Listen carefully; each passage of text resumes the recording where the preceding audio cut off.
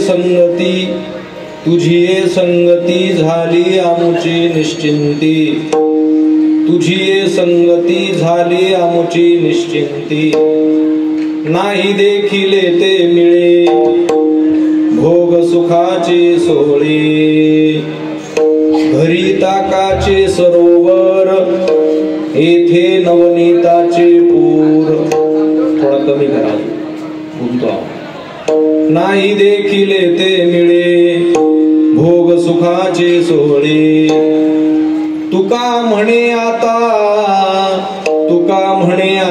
आम्ही नवजोद वडिता नाही देखिले ते मिळे भोग सुखाचे सोहळे विभुंबेनुनादं चरन्तं दुरन्तं स्वयं लीलया गोपवेशं ददानं गवामृन्दकानन्दनं चारुहासं परब्रह्मलिंगं भजे पाण्डुरङ्गं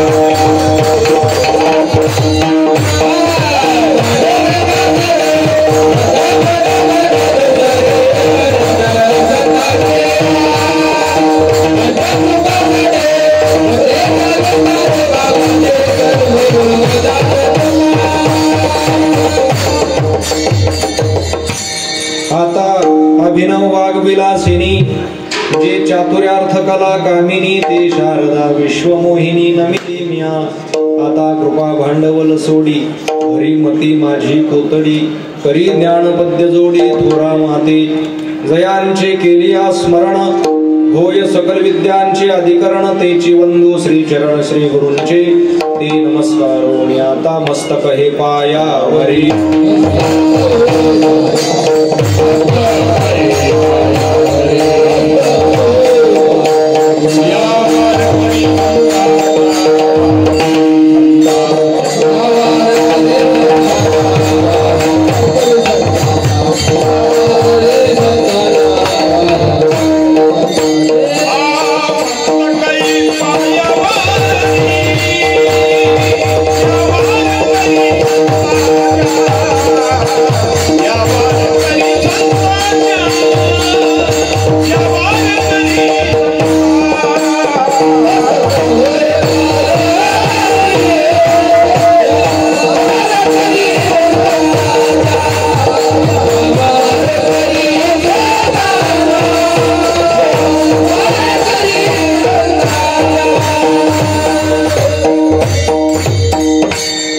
अनंत कृपा मूर्ती श्रीमंत संत जगद्गुरु तुकाराम महाराज यांचा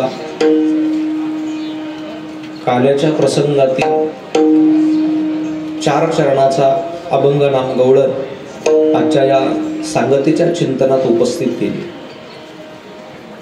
या गवळणीच्या माध्यमातून श्रीमंत श्री जगद्गुरु तुकोबराय भगवान कृष्ण परमात्म्याने जो द्वापार युगामध्ये अवतार घेतला त्या परमात्म्याच्या संगतीत आम्ही सवंगडी म्हणून जेव्हा गेलो तेव्हा त्याच्या संगतीत जी आमच्या जीवनाला परिपूर्णता प्राप्त झाली आमच्या कार्याला वा जीवनाला त्याची अनुभूती महाराज या अभंगातून व्यक्त करतात।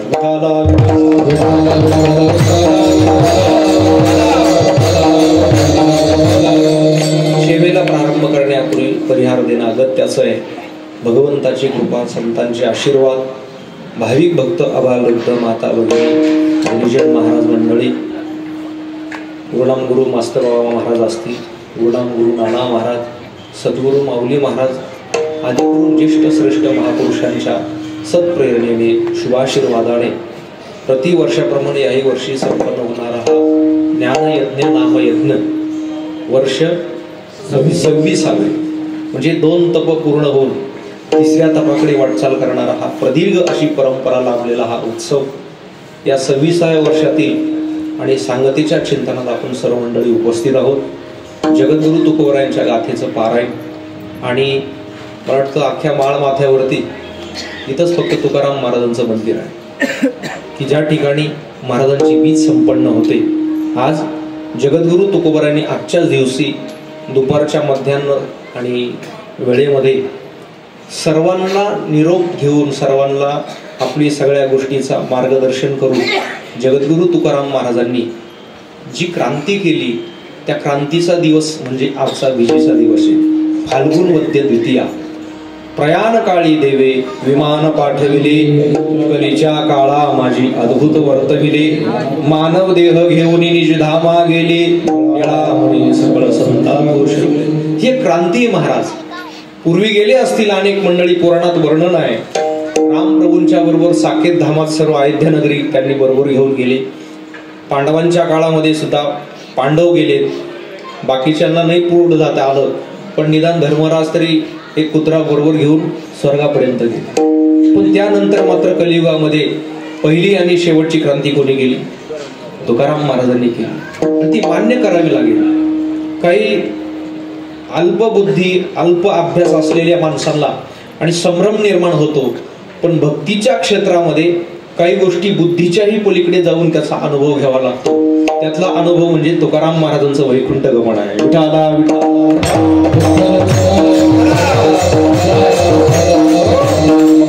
आणि जास्त बुद्धिवान माणसाला वाटत असेल तर त्या काळात इंग्रजांचा कालावधी होता.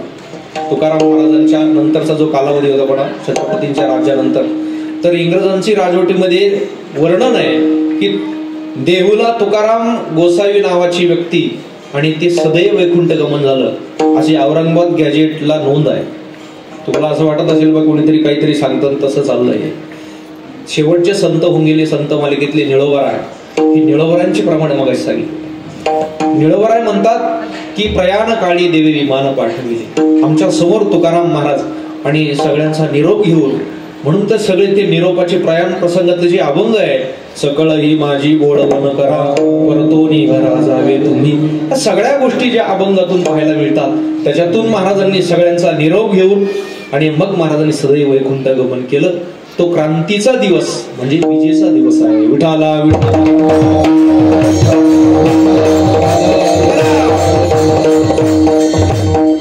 सर्व गायक वादक मंडळी परमादरणीय आमचे जयदेव महाराज आपण सर्व ग्रामस्थ भजनी मंडळ माता भगिनी सर्वांच्या भव्य दिव्य उपस्थितीमध्ये प्रतिवर्षाप्रमाणे संपन्न होणारा हा विजेचा सोहळा. खरं तर संतांचे जे असतात महाराज ते सोहळे होत असतात. काय होत असतात? संतांचे सोहळे. तुकाराम महाराज म्हणतात हे सोहळे काय कोणी करण्यासाठी आपल्याला प्रेरित करत नाही पण हे सोहळे देव त्यांच्याकडून करून घेत असतो तुमच्या आमच्या सर्वसामान्य.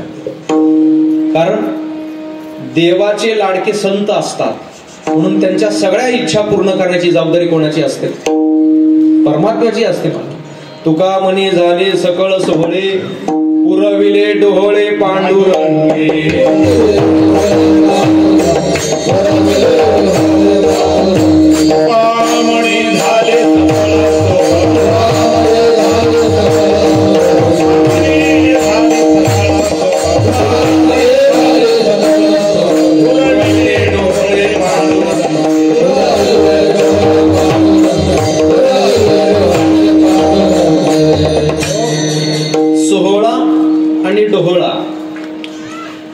हिंदू संस्कृतीमध्ये आणि गरोदर मावल्यांना काय विचारले जातात? विचारले जातात किंवा पुसले जातात म्हणतात ना. काय पुसले जातात? डोळे. डोळे म्हणजे काय असतात? त्या मातेच्या गर्भात त्या गर्भाची जी इच्छा असेल या महाराजी इथे जागा काढते. पूर्ण पुढे सारखा पुढे पूर्ण पुढे सारखा.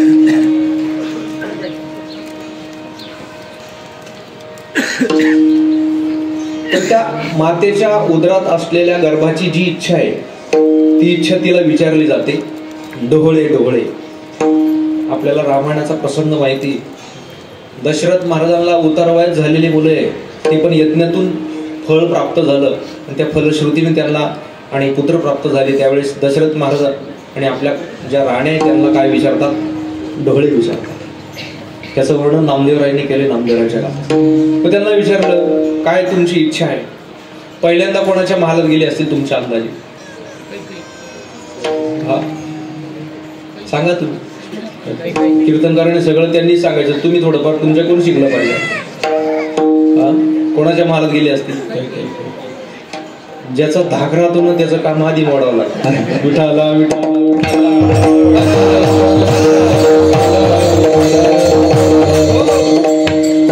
तुम्ही पत्रिका देताना रुसणाऱ्या माणसाला अगोदर देता का न रुसणाऱ्या? हा यांना कधी देऊ? यांचं काम मोडून घ्या बाबा, मागं राहिलं तरी रिकामं ताण वाढेल. तसं दशरथ महाराजांना माहिती कौशल्य जरी ज्येष्ठ आहे, थोरली आहे, पण त्यांनी डोळे विचारताना कुठून सुरुवात केली? तुम्ही म्हणसाल त्यांनी केली, पण तुम्ही आमच्याकडून सुरुवात केली. मग त्यांनी जशी केली तशी सांगावं लागेल मला. विचारल्यानंतर दशरथ महाराज येताना ज्यावेळेस पाहिले, नामदेवराय सांगतात की ती अगोदरच सुंदर होती, त्यावरी गर्भिणी नामा म्हणे, गरोदर अवस्थेत आणखीच ती सुंदर दिसायला लागली. पण आता डोळे विचारण्यासाठी महाराज आल्यानंतर जास्त लाडकी माणसं असतात ना महाराज, त्यांना आपला लाड का पुरवतात याच्याकडे त्यांचं लक्ष राहत नाही, पण ते सगळे लाड करतात त्याच्यामुळे ती आणखी येड्यासारखे बघ. अशीच गंमत झाली असेल, माझा अंदाज सांगतो तुम्हाला. तसं विचारण्यासाठी आले दशरथ महाराज, ज्यांची आज्ञा आणि शिरसावंदे स्वर्गातले देव सुद्धा मानायचे. ते इतके पुण्यवान होते, ते स्वर्गात जर कोणी एखाद्या असुराने स्वारी केली तर दशरथ महाराजांचा रथ तिथपर्यंत जायचा आकाशात, एवढे पुण्यवान लोक होते. तर त्यांची आज्ञा शिरसावंद सगळेच मानत असतील. पण ज्यावेळेस ते कैकईच्या महालात गेले तर नामदेवराय म्हणतात की तिने महाराजांचं स्वागत तर केलंच नाही, पण कशात काय सोंग घेतलं? हो, झोपून घेतलं. महाराज येताना बघितलं आणि काय केलं? महाराज म्हणजे कीर्तनकार नाही सांगत मी, हो, दशरथ महाराज येताना पाहिलं आणि झोपून घेतलं. नामदेवराय सांगतात त्यावरी गर्भिणी नामा म्हणे, सुंदरपणाचा अभिमान म्हणी. अभिमान होता, पण कशाचा? सगळ्यात सुंदर आहे, मला तर अगोदर विचारलं पाहिजे. हो, पण दशरथ महाराज त्या नियमाप्रमाणे तिला विचारण्यासाठी गेले. तिला ज्यावेळेस विचारलं ना महाराज, त्यावेळेस तिने जे डोळे सांगितले ते आपल्याला सर्व श्रुते. काय डोळे सांगितले? ज्येष्ठाशी धाडावे दुरी दिगंत, धाडावे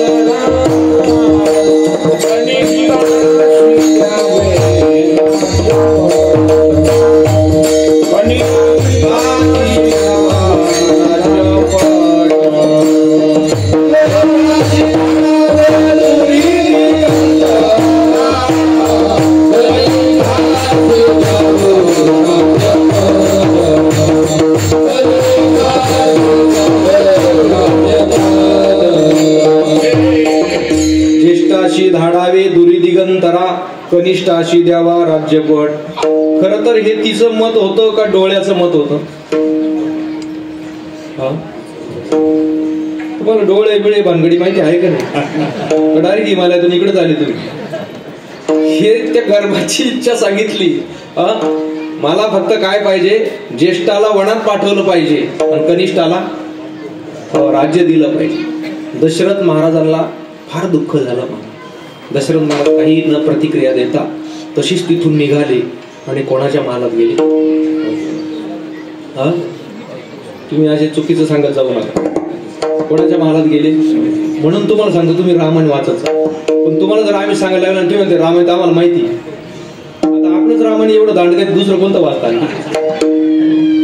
मग ते सुमित्रेच्या महालात गेले. कोणाच्या महालात गेले? सुमित्रेच्या महालात गेल्यावर महाराज सुमित्रेच्या पोटात कोण होतं माहिती का? कोण होते? सेवेधारी लक्ष्मण महाराज होते. आल्यावर तिने दशरथ महाराजांना बघितल्याबरोबर पंचारती घेतली आणि महाराजांना दारामध्येच औक्षण करण्यासाठी गेले. दशरथ महाराज काय कैकईचे दुःख विसरला राहा पाहून या भाव सुमित्रेचा. पण ते मी सांगितल्यावर तुम्ही प्रमाण सांगा, मदत नाही करते ना. विठाला विठाला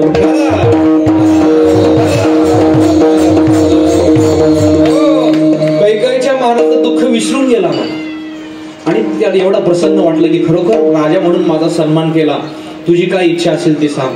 त्यावेळेस तिने फक्त सेवेची इच्छा प्रकट केली. काय इच्छा केली?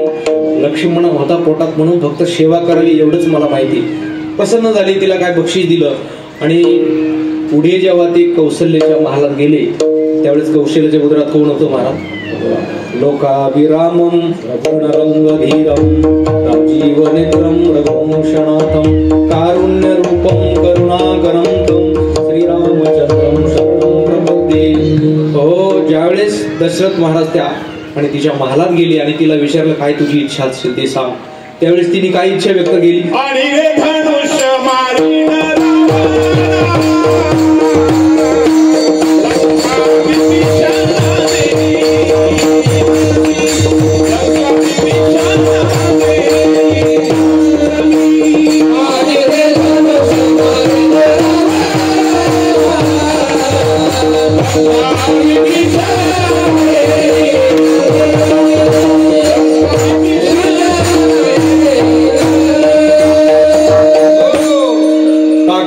पर्वत बुजवारे सागरा पाय वाट करा जावयासी.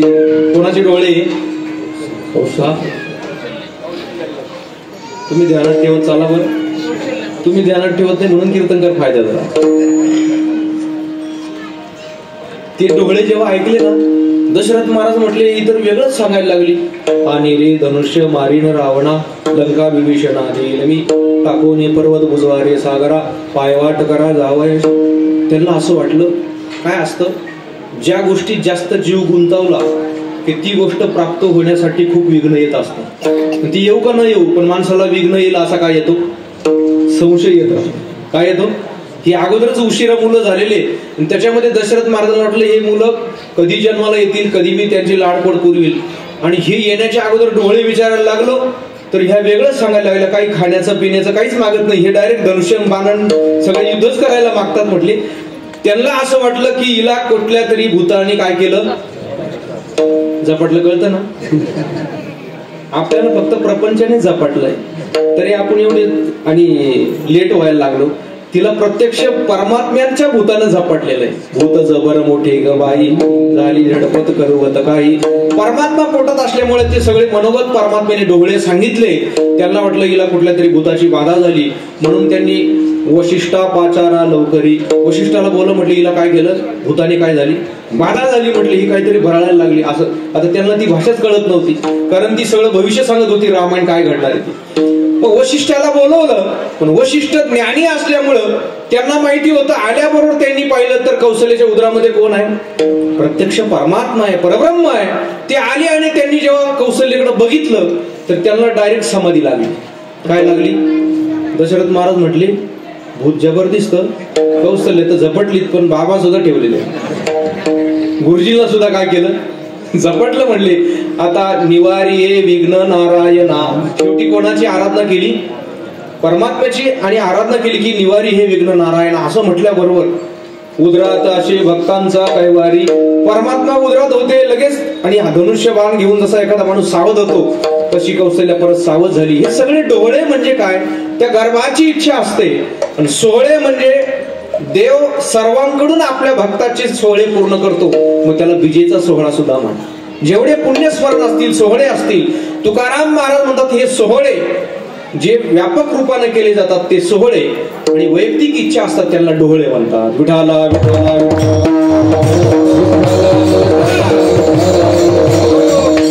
आता भंडारा डोंगरावरती आमचे कदम माऊली, ज्ञानेश्वर माऊली कदम, त्यांनी फार मोठा उत्सव होऊ घातला त्या ठिकाणी. उद्या त्याची सांगत आहे. तर भंडारा म्हणजे ज्ञानाचं भांडार ज्या डोंगरावरून बाहेर पडलं म्हणून त्या डोंगराला काय म्हणतात, भंडारा डोंगर. आपल्याकडे फक्त भंडारा म्हणतात. कधी काल्याच्या दिवशी असं त्याला काय म्हणतात, भंडारा. पण ज्ञानाचं भांडार ज्या डोंगरातून बाहेर पडलं तुकाराम महाराजांच्या मुखातून, त्या भंडाऱ्या डोंगराजवळ 100 एकरामध्ये तो उत्सव चालू आहे. किती एकरात? रात्री पूर्ण बागलाण भागातून, खानदेशातून 1.25 लाख पुरणपोळ्या गेल्या. किती आकडे तर ध्यानात ठेवा, किती गेल्या? 1.25 लाख पुरणपोळ्या घेऊन गेल्या. सगळे पुणे जिल्ह्यातली मंडळी आणि महाराष्ट्रातली सगळी मंडळी जमा केलेली, कदम पावलेली. 100 एकरामध्ये त्याचं सगळं नियोजन आयोजन आहे.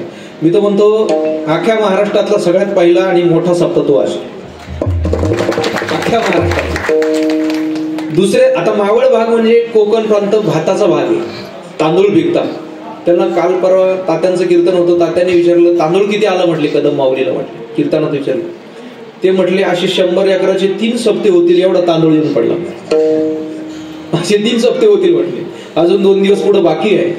आणि एवढं आयोजन नियोजन केलं जातं का, तर तुकाराम महाराजांनी जे ज्ञानाचं भांडार दिलं, महाराज प्रत्येक माणसाला जीवन जगण्याची कला दिली, त्या ज्ञानातून आपण उतराई व्हावं म्हणून लोकांनी त्या ठिकाणी भरभरून दिलेलं आहे.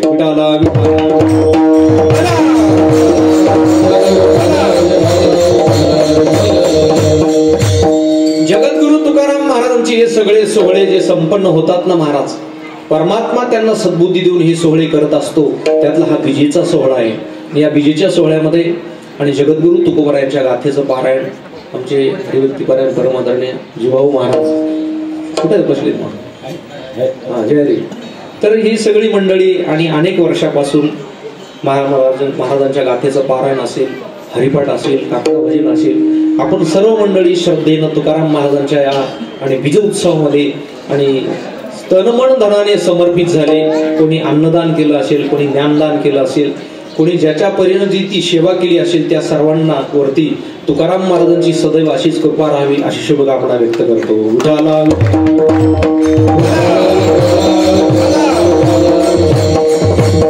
तुकाराम महाराजांच्याच गाथेतला एक छोटासा 4 चरणाचा अभंग आजच्या चिंतनात उपस्थित केलाय. आपल्याला खरं तर आज सांगता दोन्ही गोष्टीची आहे. काल्याचा पण प्रसंग पाहायचा आहे, त्यानंतर आपल्याला तुकाराम महाराजांच्या निर्याणाचा पण प्रसंग पाहायचा.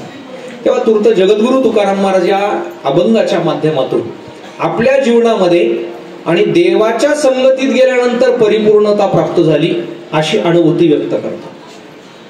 माणसाचं जीवन घडण्यासाठी आणि बिघडण्यासाठी मुख्य काय कारण असेल तर ते कारण आहे संगती. काय कारण आहे? चांगल्या संगतीनं माणूस चांगल्या जागेवर जातो आणि चुकीच्या संगतीनं माणूस चुकीच्या जागेवरती जातो. म्हणून माणसाच्या उद्धारासाठी आणि पतनासाठी काय कारण असेल तर तुकाराम महाराज म्हणतात फक्त काय, पतन उद्धार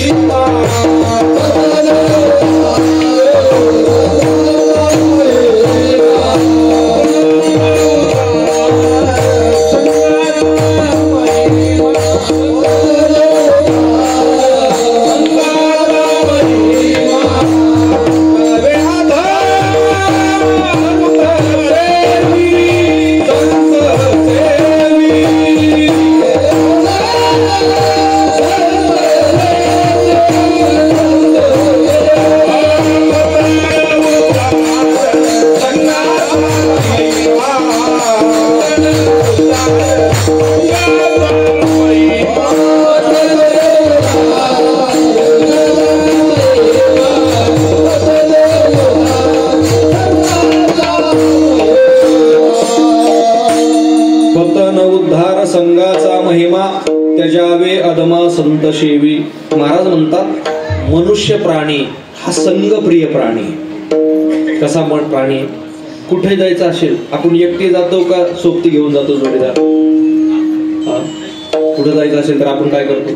तुम्हाला पंढरपूरला जायचं, तुम्ही एकटेच निघता का? अगोदर काय करता? सोबती कोण आहे? बरोबर आहे ना? यात्रेला काय डब्याला जायचं असलं तरी चालतं का? आता एकटीच काम राहतं, पण संगतीचा परिणाम असा मनात घुसलेला आहे की माणूस सोबती केल्याशिवाय कुठे जात. संघप्रिय माणूस आणि माणसाच्या जीवनामध्ये संघप्रियपणा असावा, पण महाराज म्हणतात त्या संगतीनं आपलं जीवन घडत राहतं आणि बिघडत राहतं. म्हणून कुठल्याही माणसाच्या जीवनामध्ये संगतीचा परिणाम उन्नतीला कारण संगती, अधोगतीला कारण सुद्धा काय संगती. वाल्याच्या जीवनामध्ये अनेक लोक आले, त्यांनी मारले रस्त्याने, पण एक दिवस असा उजळला त्याच्या जीवनात की त्याचं भाग्य उदयाला आलं.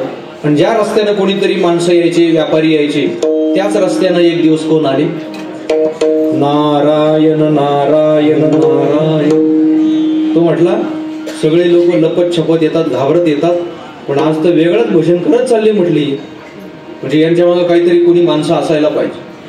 बरं, नारायण महाराज म्हणजे एकदम रोडकं शरीर झालेलं, हातामध्ये विना, आणि भजन करणाऱ्या माणसाच्या चेहऱ्यावर प्रसन्नता पाहिजे.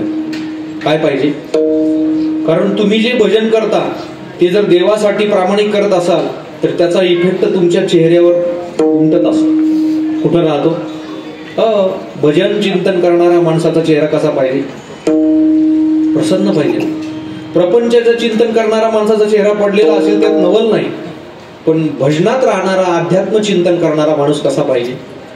प्रसन्न पाहिजे. बरं, कीर्तनात बसल्यानंतर माणसाचा चेहरा कसा पाहिजे? मग तुम्ही गवर अशी खाली चेहरे करून काहींचे चेहरे अर्ध्या तासून पाहू राहिलो मी, असं वाटतं मालेगावच्या तालुक्याचं पुरं कर्ज यांच्या डोक्यावर ठेवलं. मोकळं बसा, प्रसन्न. मोकळे मन रसाळ वाणी याची गुणी संपन्न. काही माणसं असे महाराज खातात पितात सगळ्या गोष्टी वेळेवर आहे, पण ते कधी हसताना दिसत. हसलं पाहिजे की नाही? हसलं पाहिजे.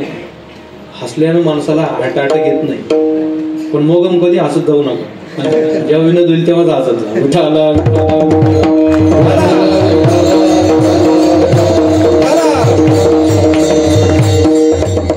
मोकळं जीवन जगण्यासाठी सुद्धा महाराज विचार सुद्धा आपल्या जीवनात मोकळे ठेवायला लागतात, तर माणसाला मोकळेपणाने जीवन जगता येतं. महाराज म्हणतात मोकळे मन रसाळ वाणी.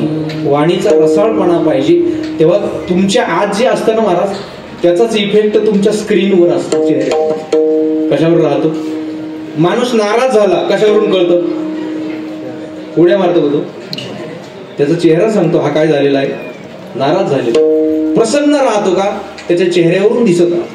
म्हणून प्रसन्नता बरीच कामं करून जात असते महाराज. जगद्गुरु तुकाराम महाराज म्हणतात आपल्या जीवनामध्ये संगतीचा जो परिणाम आहे तो आपलं जीवन घडवण्यासाठी बिघडवण्यासाठी कारणीभूत असतो.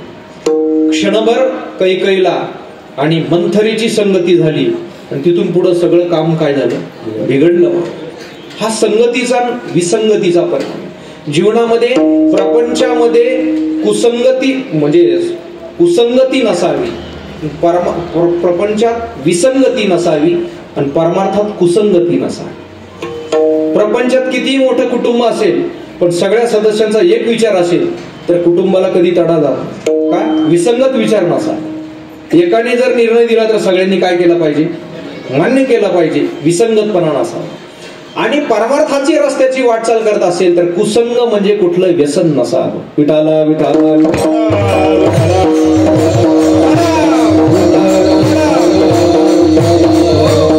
दोन गोष्टी माणसाच्या जीवनात सतत घडत राहतात. एक आहे आकर्षण, दुसरं आहे विकर्षण.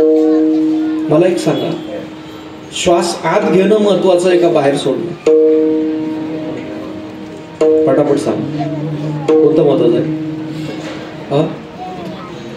बाहेर सोडा, बरोबर. बरं, समजा बाहेर सोडला मध्ये घेऊच नका, तुमच्या हातात देण्यात आलं. उलट बाहेर सोडल्याशिवाय दुसरा आत घेता येत. तुम्ही जर मध्ये घेतला सोडलाच नाही तर लोक उठवायचे नाही तुम्हाला. काय करतील? डायरेक्ट उचलतील. श्वास आत घेण्यासाठी सुद्धा बाहेर सोडावा लागतो. बाहेर सोडल्याशिवाय तो आत घेता येत नाही. हे जसं युगपत आहे महाराज, तसं प्रत्येक क्षणाला जगाचं माणसाला आकर्षण निर्माण होतं. ती गोष्ट गरजेची नाही असं वाटलं की माणूस लगेच त्याचा त्याग करतो, त्याला विकर्षण म्हणतात. काय म्हणतात? एका क्षणाला एखादी गोष्ट, बरं हे जग जे बनलेलं आहे ते मायेच्या साह्यानं बनलेलं आहे. परमात्म्याच्या सत्तेत बनलं, पण मदत कोणाची आहे? मायेची. म्हणून मम माया दुरत्या. बरं, माईक असल्यामुळे त्याला चमक दिलेली. कुठली नवीन वस्तू पाहिली की माणसाचं मन काय होतं? लगेच आकर्षित होतं. बरं, आकर्षित झाल्यानंतर ती वस्तू गरजेची नाही हे कळालं की माणूस लगेच त्याचा काय करतो? त्याग करून देतो. याला आकर्षण आणि विकर्षण म्हणतात. महाराज म्हणतात या प्रपंचाचं काही कारण नाही तरी माणसाला आकर्षण आहे की नाही? आकर्षण. तुकाराम महाराज म्हणतात विचारांती प्रपंच हा मिथ्या प्रतीतीला येतो, म्हणून तुम्ही त्याचं आकर्षण ठेवू नका. लटिका व्यवहार सर्व हा संसार वाया इरझार. प्रपंच हा मिथ्या आहे, पण तो कळेपर्यंत माणसाचं आयुष्य पूर्ण होऊन जातं. विठाला विठाला.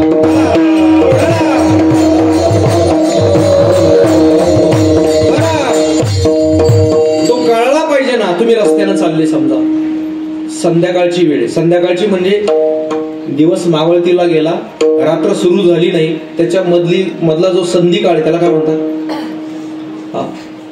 काय म्हणतात तुमच्याकडे? कातर वेळ हा शब्द. अजून दुसरा एक शब्द द्या, संध्याकाळच्या वेळेस म्हणजे अंधार पडायला सुरुवात झाली, दिवस मावळतीला आलाय, कोणीतरी दिसतंय पण रामभाऊचे असं ओळखू येत नाही. त्याला कोणती वेळ म्हणतात? हा, गोरजमोड, सायंकाळ म्हणा, किंवा अजून त्याला एक झांजळ वांजळ म्हणतात.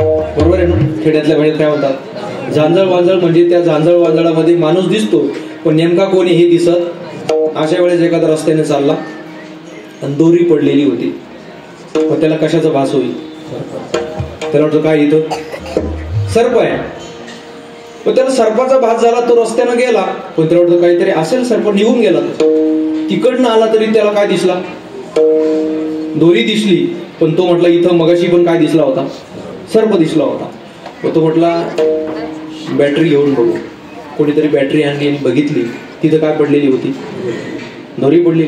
हा पहिल्यांदा पाहिलं, घाबरून निघून गेला. पण दुसऱ्यांदा काम करून त्याच रस्त्याने आला तर त्याला तिथं काय दिसली? दोरी. सर्प होती का दोरी होती? पण याला भ्रम कशाचा झाला? सर्पाचा झाला. तसंच आहे महाराज, जगत जगत आहे, पण आपल्याला महाराज म्हणतात जगत जगत असा भ्रम होतो. पण जेव्हा तुम्हाला ज्ञान होतं ना, तेव्हा तिथं जगत राहत नाही. काय राहतो? सर्पाकार भासिये जगदंबर, भासिये जगदंबर, भासिये जगदंबर.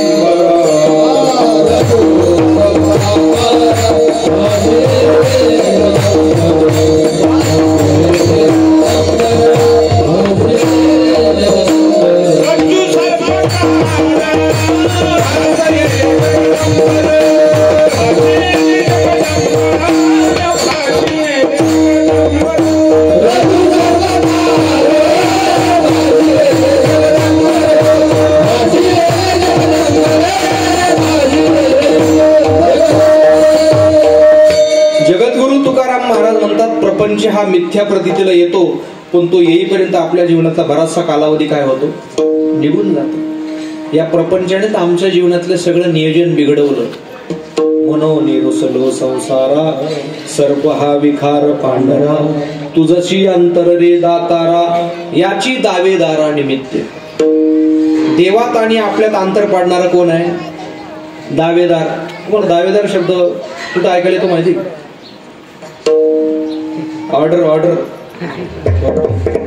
तिथं कोण राहतो समोर? दावेदार.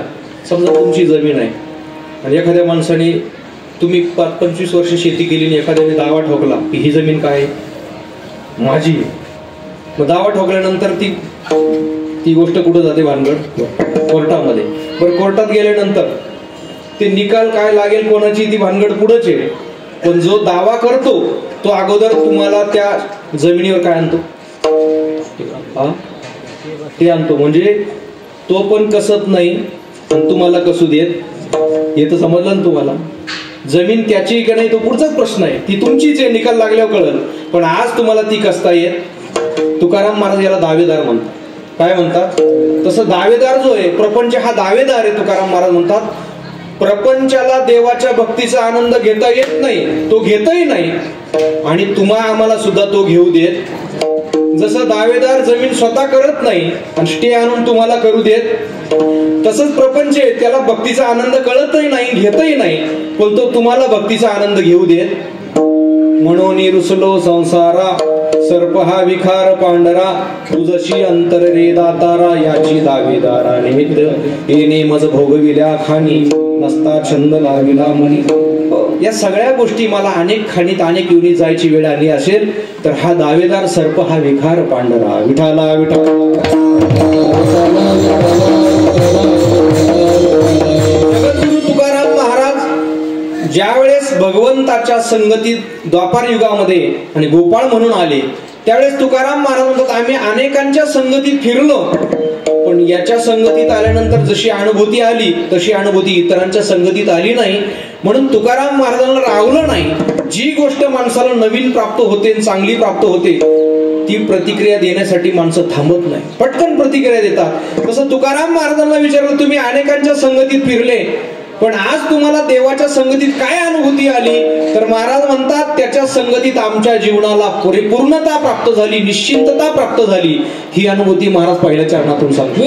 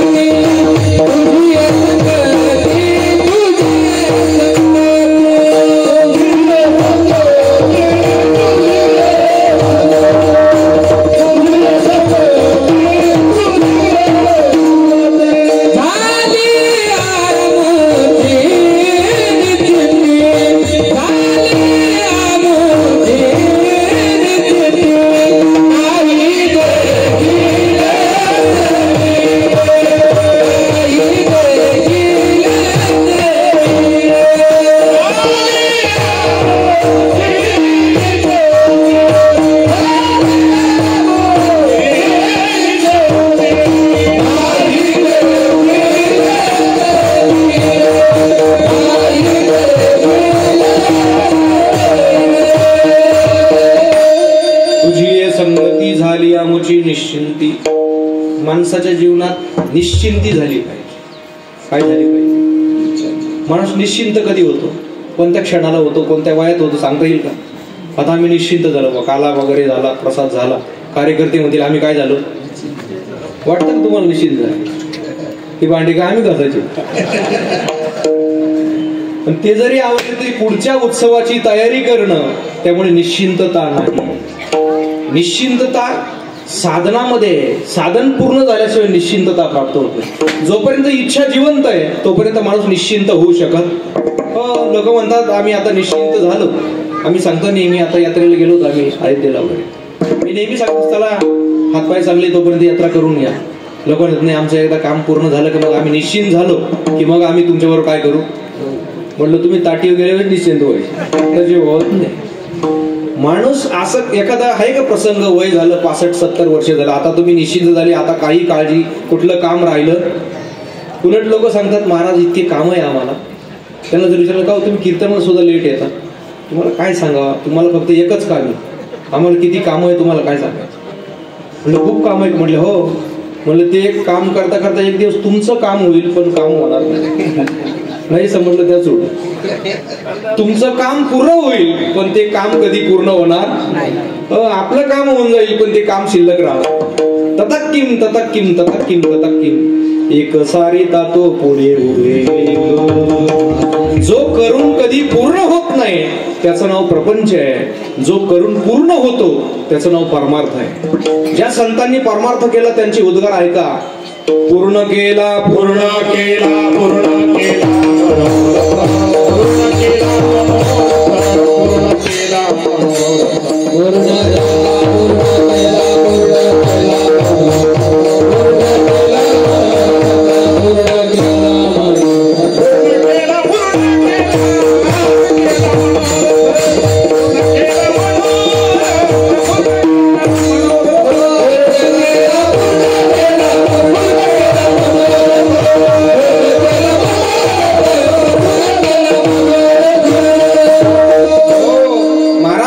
परिपूर्ण निश्चिंतता ही जीवनामध्ये केव्हा येते?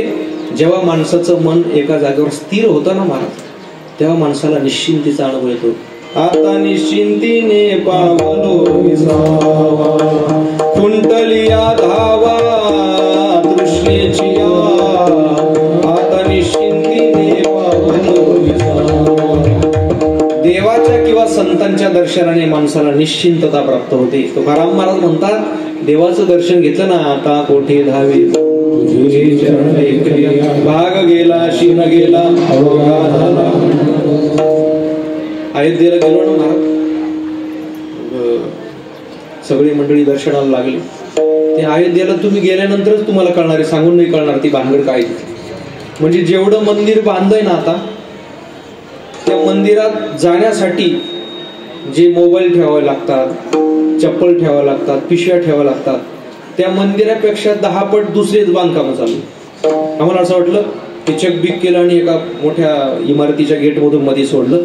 म्हटलं काय नाही एवढं मोठं बांधकाम हेच मंदिर असेल. तिथं गेलो ना महाराज, असं लाईन होती लाईनने असे ते स्टॉल लागलेले होते. मग तुमची चप्पल दिली तर तुम्हाला काय दिलं जायचं?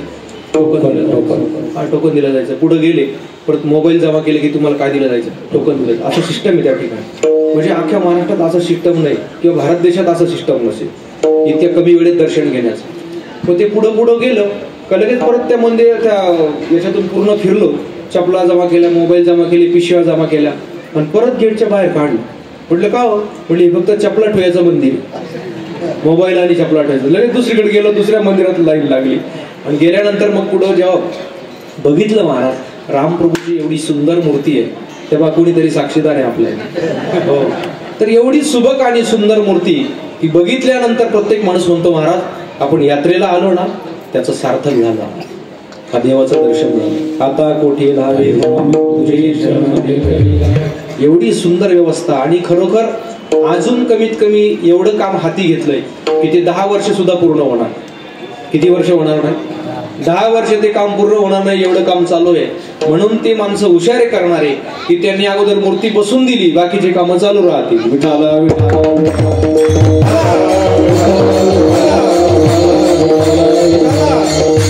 जीवनाची परिपूर्णता मनाच्या स्थिरतेवरती महाराज. आज माणसाच्या जीवनात कशाची कमी आहे पण मन स्थिर नाही. माणसाला जे स्वास्थ्य लाभतं ते कशावरती? मन स्थिर पाहिजे ना महाराज. आज सगळ्या गोष्टींची अनुकूलता आहे पण माणसाच्या चेहऱ्यावर जो आनंद आहे तो पाहायला मिळत नाही. सकाळी गरम पाणी आंघोळीला, उठल्याबरोबर आंघोळ झाल्याबरोबर लगेच काय चहा मिळतो, नाश्ता मिळतो, 12 वाजता जेवण मिळतं, झोपण्यासाठी डनलपचे गादीवर झोपतात. पण चेहरे पाहिले ना ते ऊसाचा रस काढले होते नंतर शिल्लक राहतं काय म्हणतात त्या तसेच चेहरे झाले. म्हणजे काय काहीच नाही सगळं आहे पण काय सुधरत नाही, सुधारणारच नाही. खाऊन पिऊन माणसाच्या जीवनात समाधान नाही. माणसाच्या जीवनामध्ये मन स्थिर झाल्यानंतर समाधान. विठाला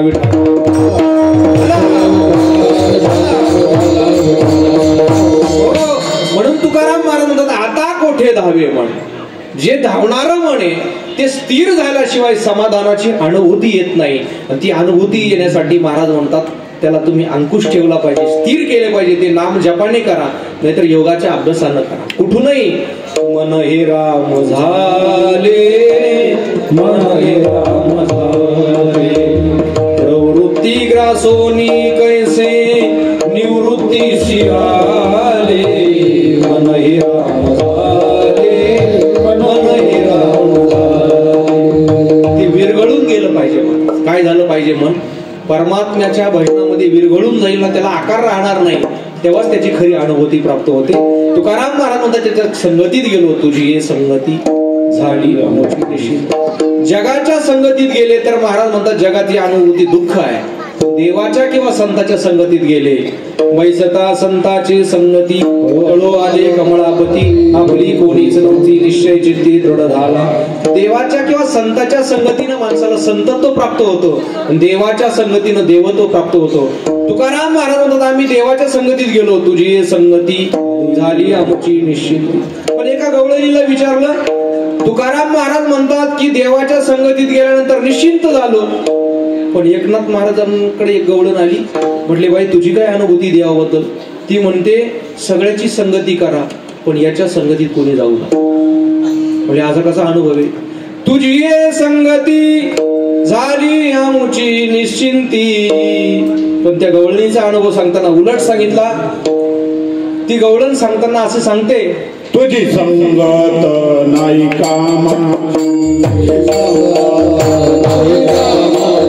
मी सुंदर गोवळ्या मनाची,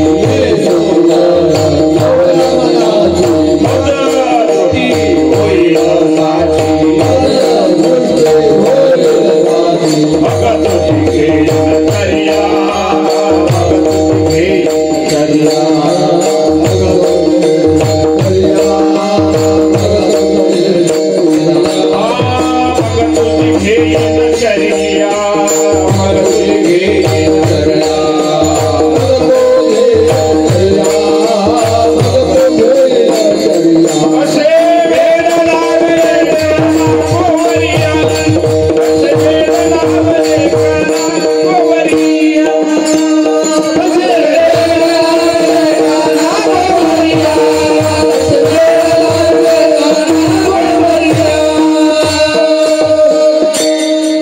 तुझी संगती नाही कामाची, मी सुंदरा कोवळ्या मनाची.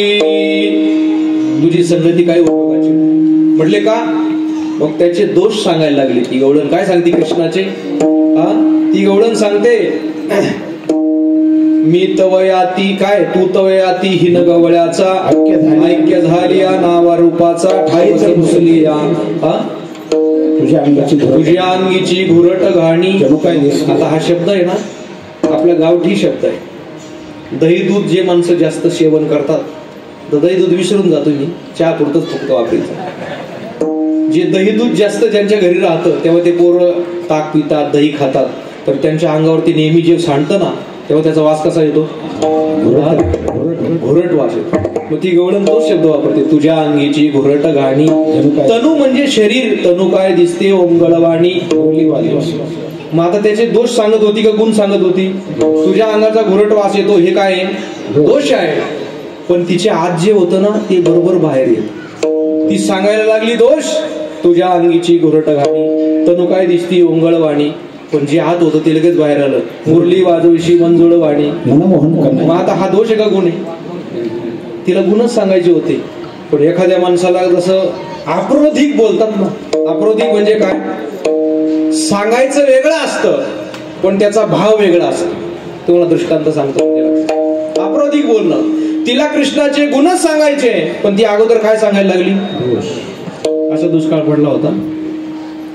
त्या दुष्काळामध्ये चोरांचा सुळसुळा सुटला. मग ते दिवसा येऊन असं बरोबर घर पाहून जायचे, रात्री येऊन 12-1 वाजता बरोबर घर काय करायचं मागच्या बाजूनं फोडायचे. पूर्वीचा काळ 100 वर्षापूर्वी कल्पना करा दृष्टांत सिद्धांतासाठी. मग एका चोरानं असं घर पाहिलं, बरोबर दुष्काळ होता. मग दिवसा पाहून गेला, रात्री बरोबर 12-1 वाजता कीर्तन वगैरे आटपून सगळे झोपले. त्यावेळेस तो रात्री 12 वाजता आला, घर पाहून गेला होता. मागच्या बाजून बरोबर त्याने भिंतीला काय पाडलं? छिद्र पाडलं. आणि छिद्र पाडून तो घरात शिरला. आता पूर्वीच्या काळात काय लॉकर वगैरे बँकाची व्यवस्था नव्हती पैसे ठेवण्याची. पूर्वीच्या काळातल्या लोकांचं धन कुठं राहायचं? जमिनीत राहायचं, किंवा उतरण राहायची गाडग्याची मडक्याची, त्याच्यामध्ये ठेवून द्यायची. किंवा एखादी लोखंडी पेटी जुनी, तिला एवढा टाळा लावलेला, असं जुन्या पद्धतीचा काळ. मग त्या मालकाने तेव्हा तो श्रीमंत माणूस त्या काळात त्याचे 4-5 हजार रुपये त्या पेटीमध्ये ठेवले होते. तो झोपलेला होता. याने बरोबर घरात प्रवेश केला आणि त्या टाळ्याला असा फटका दिला. फटका दिल्याबरोबर टाळा खुलला. टाळ्याचा आवाज झाला आणि घर मालक पण जागा झाला. घर मालकाने पाहिलं कशाचा आवाज आला, काय आला, इकडे तिकडे बघितलं. त्याला वाटलं आपलं घर भलतं मजबूत आहे, डबल दार लावलेले, कशाला चोरी? एखाद्या उंदरा मांजरानं उडी मारली सर. काही माणसाला नुसता आवाज जरी आला तरी उठून बसतात.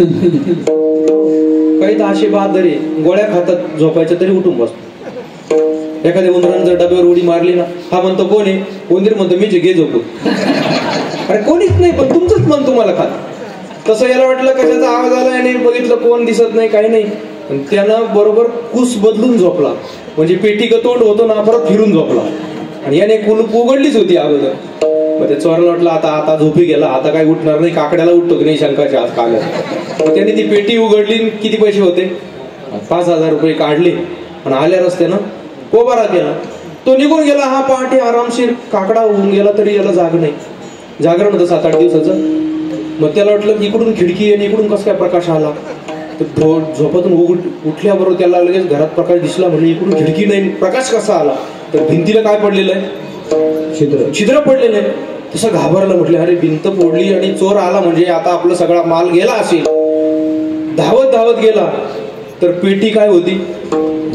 जसं एखाद्या गावात प्रवेश केला का कमान असती सुस्वागतम, तशी पेटी उघडी ती सुस्वागतम. सगळं गेलेलं होतं. तो म्हटलं सगळं गेलं. 4-5 हजार ते गेले. आणि कसा चोर आला बघण्यासाठी त्या भिंतीकडे गेला तर हा चोर यांच्या घरी येण्या अगोदर 2-3 घरं फोडून आला होता. मग घाईघाईत इथून जाताना पूर्वी चोरलेलं एक पाकिट त्याच्या खिशातून इथं पडून गेलं. तसंच घाईत निघून गेला तो. इथलं पाकिट येऊन गेला पण तिकडचं इथं पडून गेलं. हा डोळे चोळत चोळत कसं बुंत फोडली काय पाहत होता तर याचा पाय त्या पाकिटावर पडला. त्याने पाहिलं, पायाला काय लागलं तर पाकिट होतं. आणि त्याने उघडलं आणि त्याचे पैसे मोजले. याचे किती गेले होते? त्याच्यात 10 होते. आंघोळ नाही, तोंड नाही, तसंच मारुतीच्या देवळात गेला. मारित राया अशा चोऱ्या दर महिन्याला होते. मला सांगा, आता दर महिन्याला अशा चोऱ्या होतील का? खरं तर ज्या गोष्टी आत राहत्या त्या कशा बाहेर येतात, तसं हिच्या मनात होतं कृष्णाचे गुण सांगायचे, पण ही सांगायला लागली तुझ्या अंगीची घुरट घाणी, तनु काय दिसती वंजळवाणी, मुरली वाजविशी मंजुळवाणी, मनमोहन कानया. महाराज म्हणतात शेवटी तिच्या मुखातलं बाहेर आलं, सर्व सुखाची कृष्ण संगती, वेणू नादे गाई गोपाळ वेदती, एका जनार्दनी हरिरूप रमती, त्या ब्रज सुंदरिया कसे वेड लागले.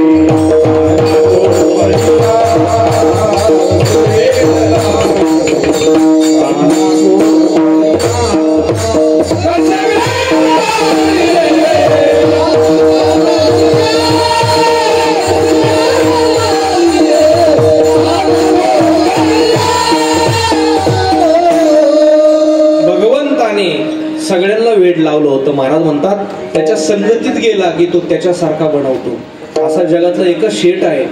इतर शेठ फक्त तुम्हाला मुनिमजी म्हणून ठेवतील तुमच्या 4 पिढ्यांनी काम केले तरी, पण हा पंढरपूरचा असा एक शेठ आहे, तो त्याच्याकडे गेल्यानंतर त्याला त्याच्यासारखा शेठ बनवतो. महाराज आपुल्या सारखे करती नाही काळ, तुका पंढरीशी गेला जन्माला. महाराज म्हणतात तो आपलंच करून घेतो. अविनाश करिया पुलिया, अविनाश करिया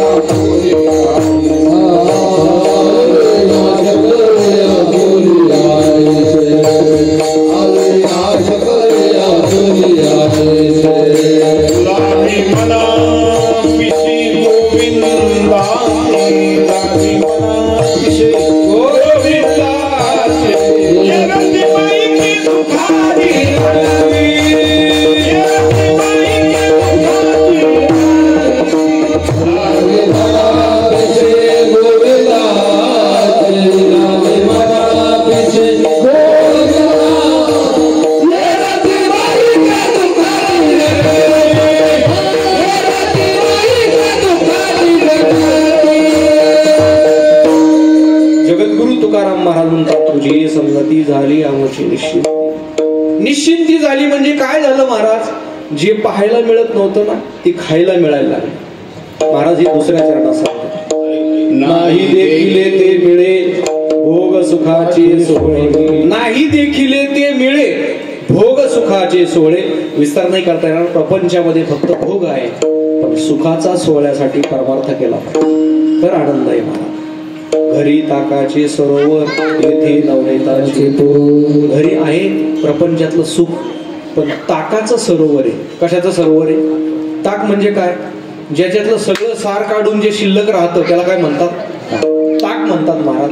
मग ते सरोवर आहे प्रपंचातलं सुख, पण अशा पद्धतीचं आहे.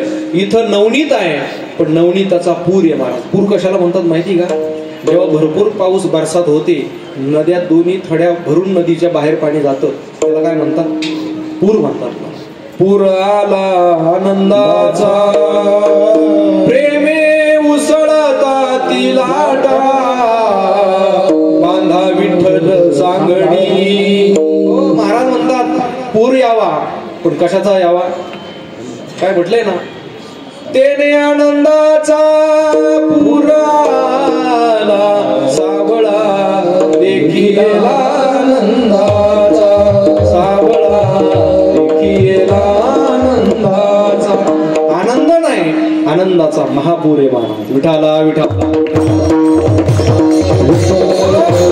असा आनंदाचा महापूर असेल तर अशी संधी आम्ही परत दवडणार नाही. तुका म्हणे आता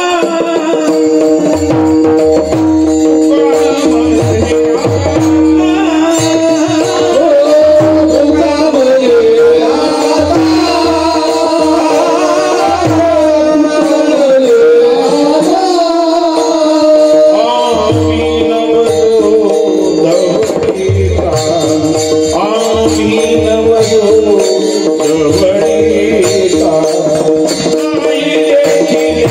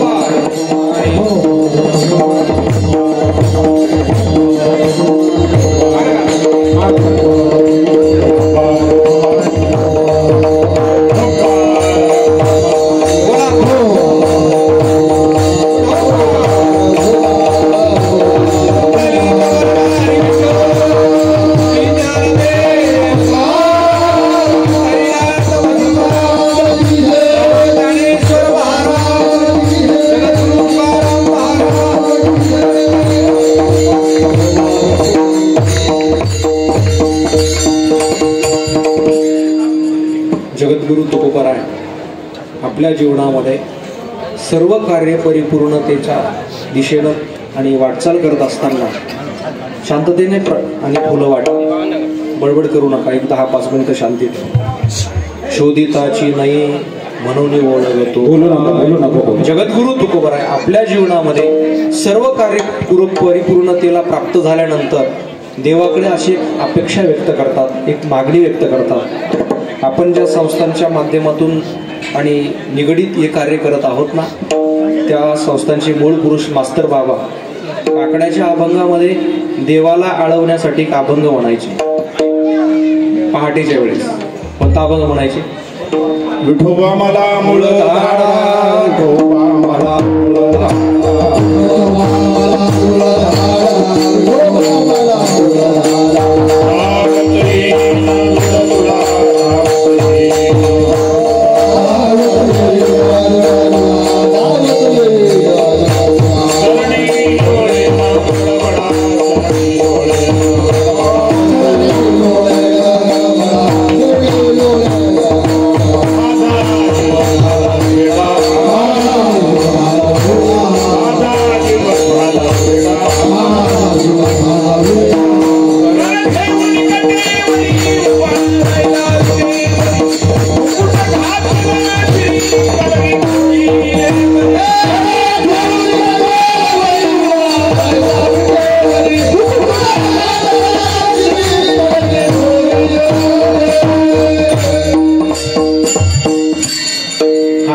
मास्तर बाबा गायचे.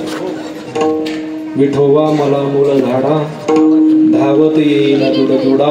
तुम्ही फक्त काय करा, मला मूळ धाडा, तर मी धावतच तुमच्याकडे. धावत येईन दुडदुडा, चरणी लोळेन गडबडा, माझा जीव झाला वेडा, कर ठेवून कटेवरी. आणि हा अभंग गाताना त्यांच्या डोळ्याला अश्रू चालू राहायचे. खरं तर देवाला मूळ झाडा असं कोणी म्हणेल का आता आपल्याकडं? आपले मुळच एवढे खाली पॅक झाले, मुळाचं नावच घेतीने आपण सोडायचं. पण तुकाराम महाराज असतील, महापुरुष असतील, आपलं कार्य पूर्ण झाल्यानंतर देवाला विनंती करतात की परमात्म्यानं यावं आणि आम्हाला काय करावं, घेऊन जावं. उलट तुकाराम महाराजांचे शब्द आहेत, आता दिसून ये जना ऐसे करा नारायणा, आता दिसू नये जना ऐसे करा नारायण. परतोनी मन गेले ठाईची का तुकाराम महाराज आणि अशी अपेक्षा व्यक्त करतात. विसरला तुका बोलू चालू झाला मुका. खरं तर प्रपंचात ज्यावेळेस आपलं शब्दाचा परिणाम होत नाही त्यावेळेस शहाण्या माणसाने मौन धरलं पाहिजे. काय केलं पाहिजे? मला एक सांगा, तुम्हाला असं विचार, तुम्ही जाता जाता बोलायला शक्ती लागते का मौन धरायला शक्ती लागते? बोलण्यासाठी ताकद लागते का गपचूप बसायला ताकद लागते? तुम्ही गुपचूप बसतच नाही वाटतं पुढे, असा अंदाज वाटतोय. काही माणसं तर नुसतं फक्त बटन दाबायचंच उशीर. हो, आम्हाला 1 कप चहा पाजतात आणि 7 पिढ्याचं आम्हाला ऐकावं लागतं. विठाला विठाला.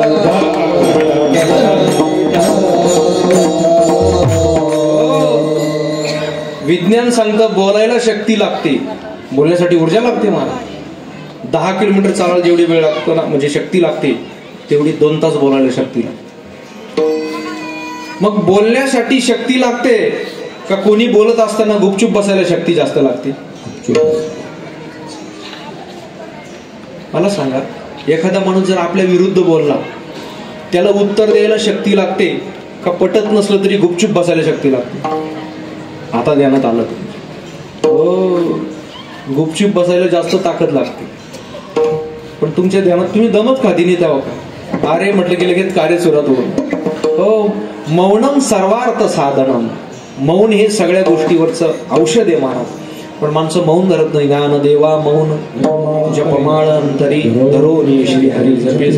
तुकाराम महाराज मौन झाले. महाराज विसरला तुका बोलो चालू झाला.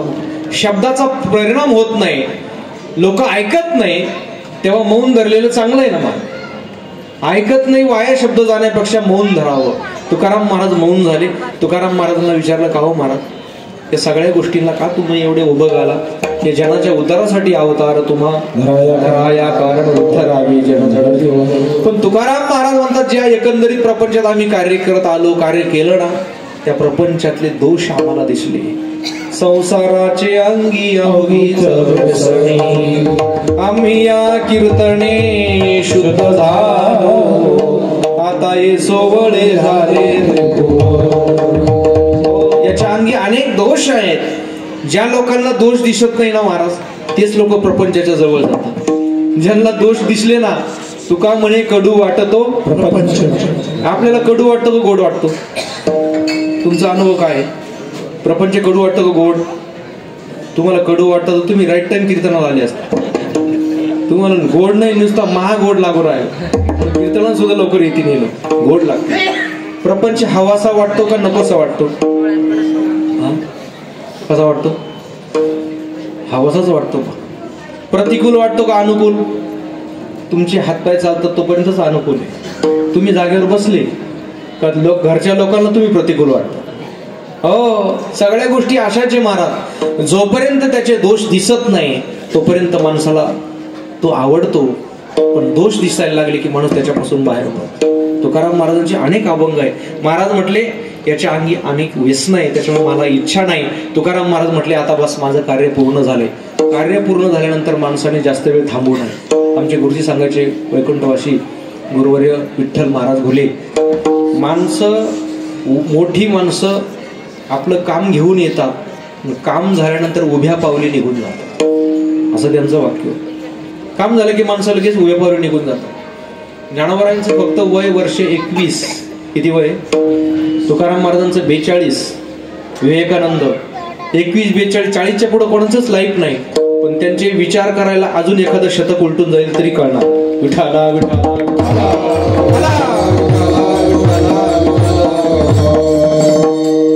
तुकाराम महाराज म्हणतात की मी आता निरोप दिला. तुम्ही सनकाधिक संत म्हणविता कृपावंत, एवढा करा उपकार सांगा देवा, माझी भाकावी करुणा. तुका म्हणे माझा आठवा, मूळ लवकर पाठवा. मला घेण्यासाठी काय पाठवा?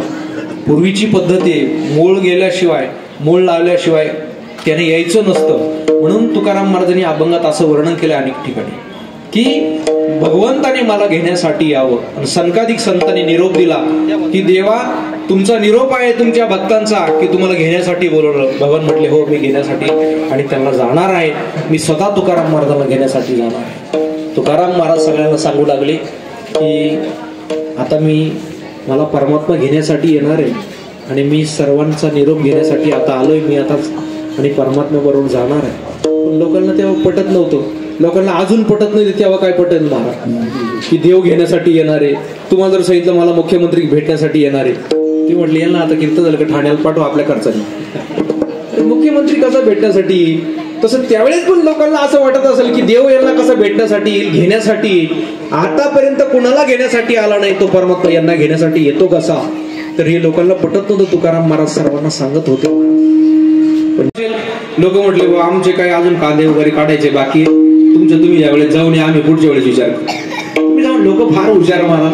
लोक कुठे असले ना त्यांचं सगळं चित्त प्रपंचात राहतं. कुठं राहतं? प्रपंचात चित्त राहतं.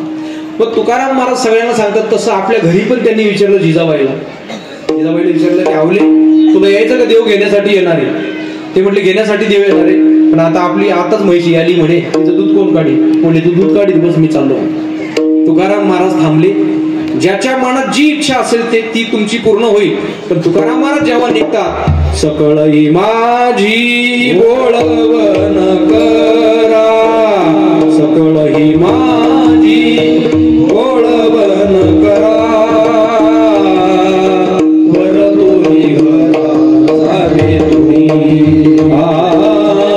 परतोनी घरा जावे तुम्ही.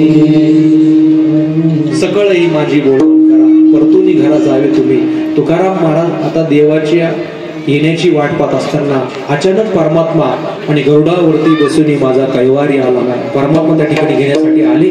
तुकाराम महाराज आपल्या सामान्य प्रपंचात होते. आल्यानंतर पाहुणे घराशी आजी आले, काय करू उपचार, पाहुणे घराशी आजी आले ऋषिकेशी. ऋषिकेशी परमात्मा पाहुणा म्हणून आला. तुकाराम महाराज म्हणतात काय पाहुणचार करायला पाहिजे. जगाचा मालक जर आपल्या घरी पाहुणा आला, सामान्य पाहुणा आला तर आपण त्याची सगळी मेजवाडीची व्यवस्था करतो. पण परमात्मा ज्यावेळेस आले ना, तुकाराम महाराजांनी काय भेद केला माहिती का? दरदरीत पाण्या माझी रांधी कन्या कन्या. तुम्हाला तो पदार्थ कळायचं नाही, आता तो अभंग वाचल्याच कळत तुम्हाला. हा अभंग आम्हाला परीक्षेला दिला होता. दरदरीत पाण्या माझी रांधी येल्या कन्या. पातेलभर पाण्यामध्ये मुठभर कन्या सोडणं त्याला दरदरीत पाण्याच्या कड्या म्हणतात. कशा? म्हणजे पातळ पाणी. काय म्हणतात त्याला? वरण दोन प्रकारचं असतं, एक साधं वरण आणि एक फोडणीचं वरण. हे तर सगळे तुम्हाला माहिती. पण एक आंधळं वरण आणि एक डोळस वरण. आंधळ म्हणजे काय? ते भातावर टाकलं ना जाग्यात सोडत नाही. पुढं सरका म्हटलं तरी ते मागं सरळ पण पुढे जाणार, त्याला आंधळ वरण म्हणतात. घट्ट राहतं. पातळ वरण म्हणजे जे जर पहिल्या पंक्तीला पहिल्या माणसाला वाढलं ना तर ते वाढी येईपर्यंत शेवटच्या माणसापर्यंत जाऊन लागतं, त्याला डोळस वरण म्हणतात. पण महाराज म्हणतात अशा पातळ कण्या बनवल्या की परमात्म्याला सेवन करण्यासाठी दोन हात अपुरे पडले. देवानं चतुर्भुज रूप धारण केलं. दोन हाताने पात्र धरलं आणि दोन हाताने परमात्मा सेवन करू लागले. देवाला विचारलं, देवा तुम्हाला ह्या कण्या कुठे मिळाल्याच नाही का कुठल्या पंक्तीला? ते म्हटले एकदा फक्त विदुराने चारल्या, त्याच्यानंतर हा पदार्थ कधी कोणी आम्हाला दिला. विदुरा घरच्या बक्षुनी कन्या, परमानंदे झाला मनमोहन मुरली वाला. भगवंताने त्या सेवन केल्या. बसण्यासाठी काय व्यवस्था आहे? घरी मोडकिया बाजा वरी वाकळाच्या शिगा. वाकळ म्हणजे काय? वाकळ म्हणजे गोधडी. गोधडी म्हणजे घरातलं जे वेस्टेज मटेरियल राहतं त्याच्यापासून जी तयार केली जाते, फक्त तिला अस्तरच चांगलं राहतं. काय राहतं म्हणजे घरातलं सगळं काम आवरल्यानंतर ते गाठोडे असे वरती कुठेतरी ठेवलेले असतात. फाटलेल्या पॅन्टी वगैरे शर्ट असे बाया कापलेले. मग ती दिवाळी सगळे काम आवरले, भांडी बिंडी घासली, पोरं शाळेत गेले, सगळ्याचे जेवण झाले की ती बाई मस्तपैकी ते अस्तर लावते लुगड्याचं, खाली स्ट्रक्चर तयार करते आणि त्याच्यावर ते सगळे तुकडे काय केले जातात? जोडल्या जातात. आणि दुसरं एक वरून अस्तर लावायचं आणि मग ते बाजारातून आणलेलेच असतं. काय म्हणतात त्याला? सुई दोरा. मग ते शिवायला सुरुवात करते. काही नाही, एक दोन येडा झाला की आमच्यासारखा एखादा गावाला येडा म्हणून येतो, जय हरी जय हरी. ते म्हटलं या या महाराज आल्या. आल्या का लगेच म्हटलं ते काम लगेच त्या बाईला सांगितलं चहा ठेवा. चहा ठेवा म्हटलं की लगेच ती लाकूड घेते आणि त्या सगळे काय करून ठेवते? गुंडाळून ठेवून देते. झालं त्या दिवसाचं काम पूर्ण झालं. मग चहा पाणी, पोरं शाळेतून येतात. गेला तो दिवस. दुसऱ्या दिवशी जेव्हा सगळं काम आवरल तेव्हा ते सगळं आटपलं. पोरं शाळेत गेले की परत ते उस्तरायचं आणि परत काय करायचं? असं एक एक गोधडी 7 दिवस खातील. काय बघता माझ्या? ती एका दिवसात तयार होत नाही. अशा वाकळा टाकलेल्या महाराज म्हणतात घरी मोडकिया माझा वरी वाकळांच्या शेजा. आणि जेवण झाल्यानंतर मग काय द्यावं लागतं मुखशुद्धीसाठी. तुकाराम महाराजांना विचारा देवा काहीतरी द्या. त्यावेळेस तुकाराम महाराज म्हटले आम्ही गरीब माणसं आहे, आमच्याकडून खूप मोठ्या विड्याची आणि अपेक्षा करू नका. तुकाराम महाराज अंगणात गेले आणि काय तोडून आणलं, एक तुळशी पत्र आणलं. मुखशुद्धी तुळशी दळ. तर देवापुढे माणूस दुर्बळच असतो, पण माणसं कबूल होत. काय अडचणी कबूल होत नाही. श्रीमंती ही देवाने दिली का आपल्या प्रयत्नाने आली? तो देणार आहे महाराज. ती आमचे कीर्तनकार सांगायचे काळंदीचे, भगवान जब देता है तो छप्पर फाडके देता है. कसा देतो तुम्हाला मोजता सुद्धा येणार नाही, पण तो जर रिटर्न घ्यायला लागला तर त्याचं पुढचं ऐकलं का तुम्ही? भगवान जब देता है तो छप्पर फाडके देता है, पण भगवान जब रिटर्न लेता है तो हग्या मार देखील देता है. हो, तो कसा काढून घेईल ते सांगता येणार नाही. तो द्यायला लागला ना, त्यानं दिलंय असं म्हणून राहा, मग ते गेलं तरी तुम्हाला त्रास होणार नाही. पण लोक माझं म्हणून राहतात, मग ते गेल्यानंतर परत ते शोक करायला लावतो. म्हणून त्या सगळ्या गोष्टी जगद्गुरु तुकाराम महाराजांनी पाहुणचार केला. सगळ्या लोकांना सांगतात की आता तुम्ही माझी काय करा, सकळही माझी बोलवण करा, परतोनी घरा जावे तुम्ही. तुकाराम महाराजांना एक गोष्ट आठवली. तुकाराम महाराज ज्यावेळेस सगळ्यांचा निरोप घेतात त्यावेळेस तुकाराम महाराजांना लोक म्हटले आता तुम्ही चाललेच महाराज, तर मग तुमच्या वाणीला सिद्धता प्राप्त झाली, काहीतरी देऊन जा आम्हाला. लोक नुसते फायद्यावरच राहतात, सगळीकडे फायद्याचा हिशोब. मग काय पाहिजे म्हटले तुम्हाला? म्हणजे आम्हाला काहीतरी चांगला आशीर्वाद देऊन जा. फुकटमध्ये एखादी योजना कशी राबवली जाते तसं आम्हाला काहीतरी देऊन जा, बोनस म्हटले. तुकाराम महाराज त्यांच्या पुढचे होते. तुकाराम महाराज म्हटले बिगर कष्टाचं आलं तर तुमची बुद्धी बिघडून तुमचं जीवन नष्ट करून जाईल, म्हणून कर्म धर्म तुम्हा असावी तुमचं जसं कर्म असेल ना महाराज तसंच तुम्हाला तुमचं कल्याण होईल. बाकीच्या कुठल्याही गोष्टींना परमार्थात फुकट कुठली सिस्टम नाही.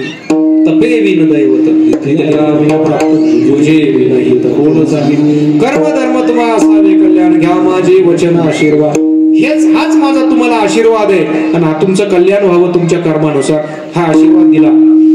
तुकाराम महाराज म्हटले खरं तर माझ्या वचनाला काय किंमत आहे महाराज? बोलिलो ते आता बाळावे वचन, ऐसे पुण्य कोण माझे गाठी, जातो आता घेऊन मी जे बोललोय तुकाराम महाराज म्हणतात ते तुम्ही पाळावं असं माझ्याकडे पुण्य नाही. बोलिलं तर आता पाळावे वचन, ऐशे पुण्य कोण माझे गाठी, जातो आता आज्ञा घेऊन या स्वामी, काळक्षेप आम्ही करू कोठे. का तुकाराम महाराज लगवर चालले तर त्यावेळेस इस्लामी राजवट आली होती. काय आली होती कलियुगात? इस्लामी राजवट यायला सुरुवात झाली होती. जिकडे तिकडे सगळ्या गोष्टी सुरू झाल्या. तुकाराम महाराज म्हणतात न घडे यावरी न धरवे धीर, न घडे यावरी न घडे यावरी न घडे यावरी पीडता हे राष्ट्र देखो निजग, पीडता हे राष्ट्र देखो निजग, जातो आता जातो आता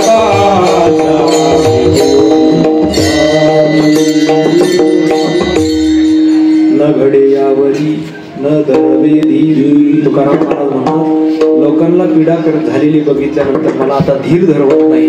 न घडे यावरी न धरवे धीर, पीडता हे राष्ट्र देखोनी जग. हे राष्ट्र पीडितांना बघितल्यानंतर सगळ्यात जास्त तळमळ कोणाची असते तर संतांची राहते. तुकाराम महाराज म्हणतात आता मला ते शक्य होणार नाही, आता मी चाललो सगळ्यांचा निरोप घेऊन. पण जाताना तुकाराम महाराज म्हणतात हाती धरोनी या देवे नेला तू, जेथे नाही लोका पराश्रम, जातो आता स्वामी. देवानं हाताला धरलं आणि तुकाराम महाराजांना आपल्या विमानात बसवलं. महाराज हाती धरून या देवे नेला तुका, जेथे नाही लोका पराश्रम. परमार्थ का करायचा असतो लोक विचारतात ना, त्यांना तुकाराम महाराजांचं उदाहरण सांगा. की देव स्वतः एखाद्या मोठ्या आणि महिमानासारखा देव हातात धरतो तुकाराम महाराजांचा हात, हाती धरून या देवे नेला तुका जेथे नाही लोका पराशर. तुम्ही आम्ही जातो ना महाराज, 4 लोक भागवून बोलावे लागतात तेव्हा आपल्याला पुढची व्यवस्था होते. पण तुकाराम महाराजांना देव स्वतः हातात धरून आणि त्या विमानात बसवतात. त्यावेळेस तुकाराम महाराजांच्या मुखातून शेवटी एक अभंग बाहेर पडला. तो अभंग गाऊन आपण पुष्पवृष्टी करायची. आम्ही जातो तुम्ही कृपा सुदेवी, आम्ही जातो तुम्ही कृपा सुदेवी, विनंती माझी सकळा साधी, विनंती माझी वाढवेल